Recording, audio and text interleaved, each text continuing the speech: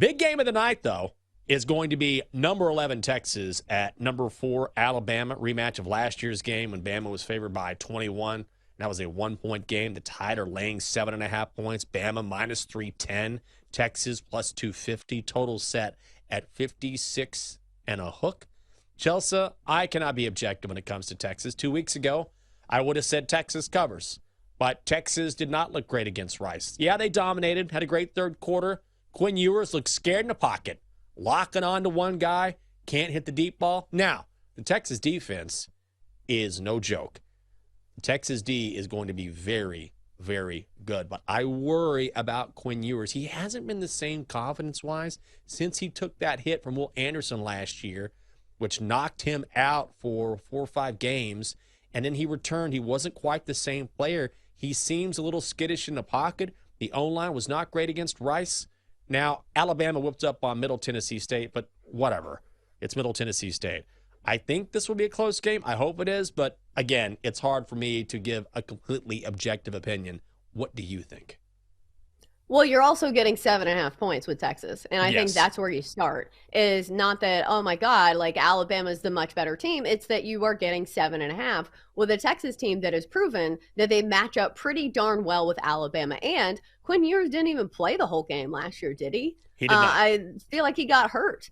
Now, also, you don't have Bijan Robinson, but he wasn't a huge factor in that game. Only averaged 2.7 yards per carry against that Alabama defensive line that is very good. But also Alabama is probably going to be missing a couple of their starting defensive backs. Maybe that helps Quinn Ewers a little bit and helps him get a little bit more comfortable. But still, Alabama feels like one of those teams that even if guys are out, they just reload and replace them with more 5-star recruits. So I don't know if I'd hang my head on that bit of information.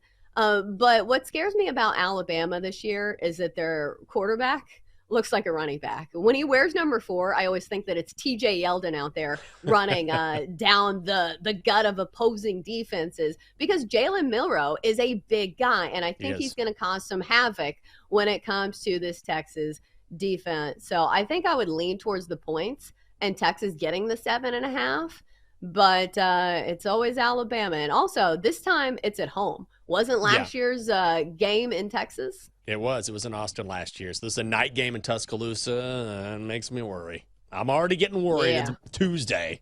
Great. Awesome.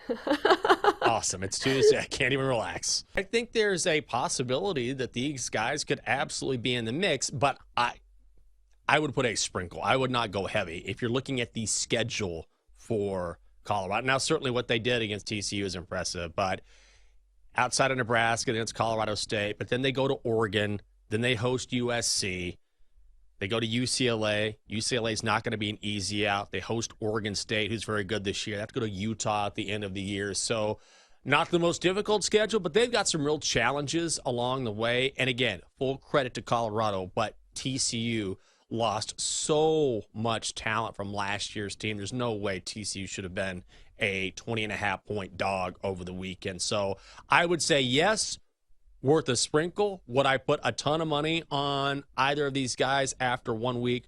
No, I would not. Here's what you also have to do is you have to talk yourself off of a ledge when it comes to futures bets if the stock is as high as it's ever been. Because doesn't that scare you too? That it's going to be really hard to top what they did in week 1. So their stock is going to be at this high. Maybe you try to wait until after, like, I don't know, if they have a mediocre game. Because right now in the futures market, it doesn't feel like the bet to make. I feel like you got to wait. Or do you think this one just keeps going up? When is the time to buy on Colorado or any other players winning the Heisman? I guess it's now.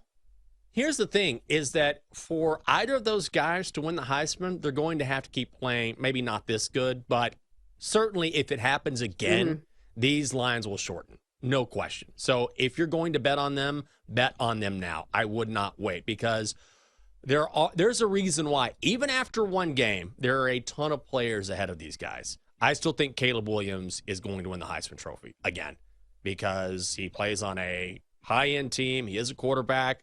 USC's number 6 in the country, and win-loss record has a lot to do with this. It's maybe different when you're talking about, I don't know, MVP in Major League Baseball, but in college football, particularly when you're playing the quarterback position, you have to win games. Being a winner in college football matters if you're going to win the Heisman Trophy. Colorado's win total, even now, is set at 5.5. So let's say Colorado wins 6 games. Let's say they win 7. Let's give them the benefit of the doubt. I don't know if they're going to win. Let's say they win 7. Is that enough to have a Heisman Trophy winner on your team if you win 7 games? Probably not.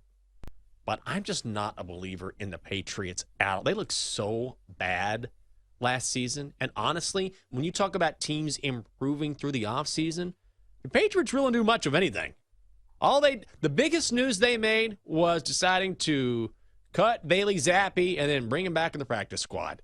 That's the biggest thing the Patriots did, and that was a couple weeks ago. I think the Eagles are demonstrably better than the Patriots. So my early lean would be, and I know everybody's going to be in the Eagles. I know it's square, but I really do like the Eagles -4. What about the Eagles in the first half? Because you get them under 3. It's 2.5. The Eagles were the best scoring offense in the first half last season, but the sabotage factor is it's the first game of the year. Do you think the first half stats or the first half numbers kind of go out of the window when it's the first game of the year, where some of these teams may be getting, their feet wet a little bit and it takes a little while for the rust to wear off? That's a good question, but I like that bet even more. It always depends what sort of shift we see in the roster during the offseason. But this Eagles offense, I know Miles Sanders is gone, but I don't think that's going to be nearly as much of a loss as you might think. So when I look at the Eagles, what they did last year, and most all their personnel are back, yeah, I like that a lot. I think it does carry over. Especially since it's 2.5, because doesn't 4 seem kind of like a dead number? Like 5 is actually more of a key number than people expect, but 4? Like, I don't want to lay 4. I'd rather lay 2.5 in the first half. This reminds me of when you kill a snake, and even if you cut off its head, it still moves. Have you ever experienced this? It's crazy. Yes. It's gross, yes.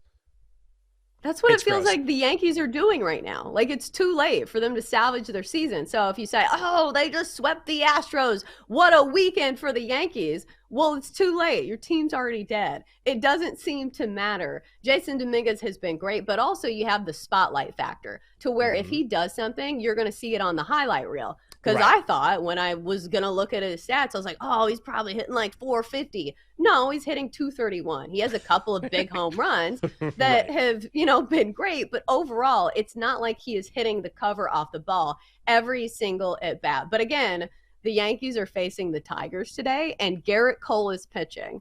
Jenks, I was surprised to not hear you say, oh, take the Yankees in the first 5. But again, I have trouble trusting the Yankees offense. Like, can you at least trust Garrett Cole?